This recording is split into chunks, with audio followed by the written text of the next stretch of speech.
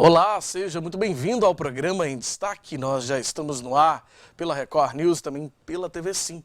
Hoje no programa Em Destaque a gente recebe a advogada Kelly Andrade. Vamos falar sobre herança digital. Você sabe o que é isso? Quando uma pessoa, um parente, um conhecido, morre, quem que fica com essa herança nas redes sociais? As mensagens, os e-mails, o conteúdo que você publicou? Vamos falar um pouquinho sobre esse assunto que é bem polêmico com a advogada Kelly Andrade, que já está aqui com a gente conversa já a partir de agora. Kelly, seja muito bem-vinda aqui ao programa Em Destaque. Um prazer te receber aqui, viu? Obrigada pelo convite. Prazer nosso. Olha, eu já até introduzi um pouco o assunto, na abertura do programa, essa questão da herança digital. Infelizmente, o Brasil já passou de 500 mil mortes por Covid-19, a gente está falando de um caso específico, mas lógico, sempre vários motivos, muitas pessoas morrem durante todos os anos no Brasil, no mundo inteiro, e todas essas pessoas normalmente têm uma herança, por aí, ficam mensagens nas redes sociais, e-mails, conteúdo que ela postou lá no Facebook, no Instagram, tudo isso é um conteúdo, e às vezes um conteúdo que pode ter muito valor, principalmente para aquela pessoa que faleceu. E para outras talvez também, Fala um pouco sobre esse assunto, é um assunto polêmico, Kelly? Um assunto polêmico, sim. Veio à tona agora, especialmente na pandemia, com o número de mortes, pessoas que se internavam e não sabiam se iam sair vivas dos hospitais ou não, já deixavam tudo definido em relação ao seu futuro. Olha, caso eu venha a falecer, em relação aos bens seria assim, aos meus filhos seria assim, em relação às minhas redes sociais. Então acrescentou-se aí um item na herança, que foram as redes sociais, que é a herança digital, são os arquivos, o conteúdo das mídias digitais. Uhum. E com isso surgiu a questão da herança, quem herda, se herda ou não, sim, se tem direito ou não.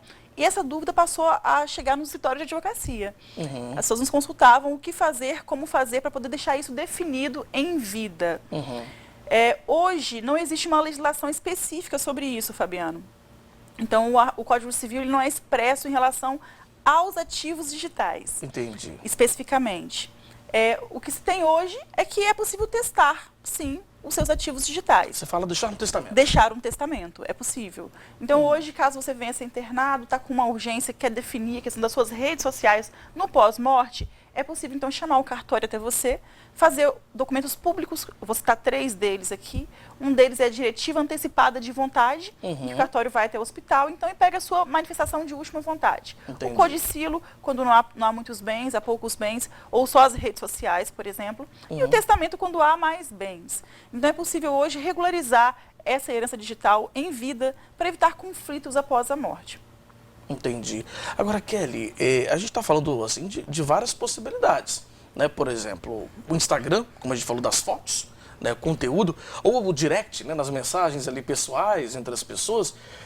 Existe, a gente estava falando antes do programa começar, a gente tem uma questão, talvez uma possível invasão ali de privacidade, Porque são mensagens entre duas pessoas, às vezes, que aquela pessoa que faleceu não queria que isso vazasse. Sim.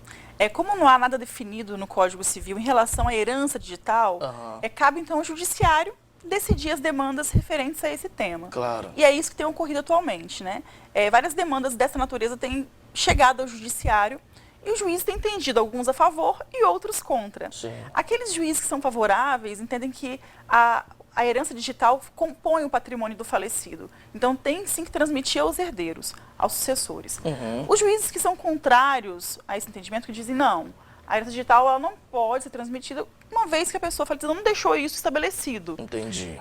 Caso eu transmita a herança digital para os seus herdeiros sem que ele tenha em vida manifestado esse desejo, estaria violando, então, os princípios constitucionais, que são da privacidade, da intimidade e também do sigilo de correspondência.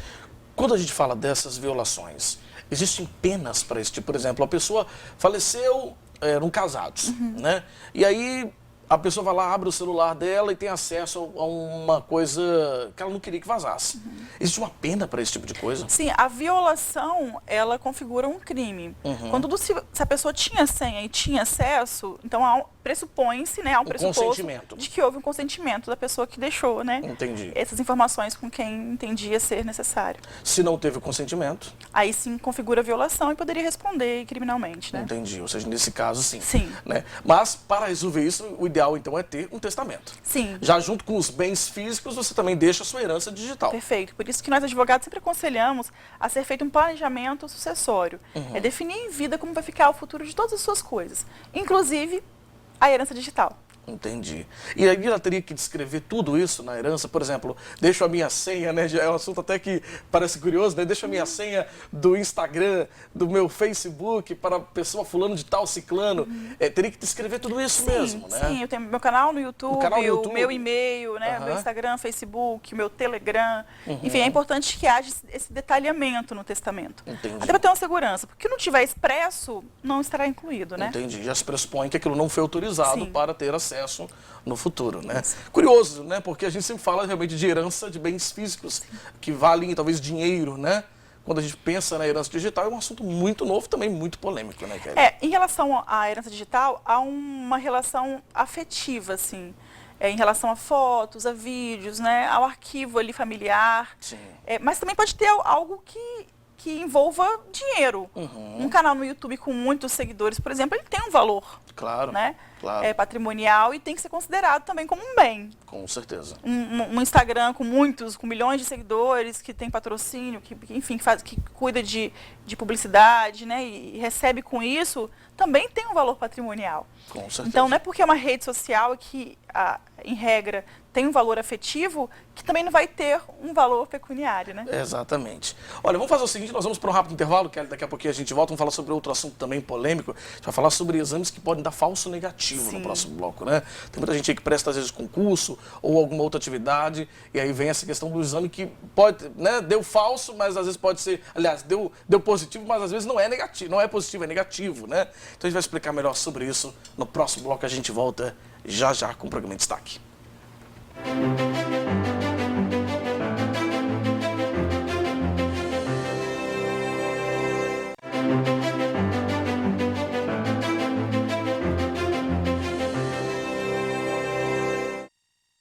Estamos de volta com o nosso programa, hoje recebendo em destaque a advogada Kelly Andrade, nossa convidada. No bloco anterior nós falamos sobre um assunto que é do momento, muito atual, né, muito polêmico também, que é a questão da herança digital, né? Uma pessoa morre, quem fica com essa herança nas redes sociais, dos e-mails, das contas virtuais, enfim, tudo isso, né? Agora, Kelly, outro assunto muito do momento também é a questão dos exames que dão falso negativo, não é isso? Aliás, falso positivo. Corrigindo, falso positivo. Vou dar um exemplo, né? A pessoa vai fazer o exame lá para tirar a carteira de motorista. Um motorista, por exemplo. Aí você tem que fazer o exame toxicológico. E às vezes dá positivo, como se ele tivesse usado droga. Mas às vezes a pessoa nunca teve contato com droga na vida. E tem acontecido desses resultados virem realmente errados, não é isso, Kelly? Sim, infelizmente tem sido recorrente esse tipo de situação. Inúmeros motoristas que vão renovar a carteira, que têm que submeter ao exame toxicológico, são surpreendidos com o resultado falso positivo. Eles não fazem nenhum tipo de uso de drogas e lá atesta uso de drogas como maconha e cocaína. Então eles ficam desesperados diante desse quadro, porque não é possível renovar a carteira com o exame com resultado positivo. Sim. E daí eles perderiam inclusive seus empregos como motorista. Olha só. E tem um período de uma janela, um período que tem que renovar esse exame, e nesse período eles ficam desempregados, porque não têm a carteira, não podem ser motoristas. Então causa o desespero, causa um dano moral gravíssimo, uma vez que eles não fizeram uso de drogas e são acusados de terem feito uso de drogas, né? Com isso, esses casos são levados ao judiciário, para que então essa amostra, que é colhida no dia do exame toxicológico junto ao laboratório, seja submetida a uma perícia técnica, para que comprove que aquela amostra de pelo não tem nenhum indício de uso de drogas ou que nem se refere àquele motorista. Entendi. Pode acontecer talvez aí de uma troca dos resultados, né? Sim, pode acontecer.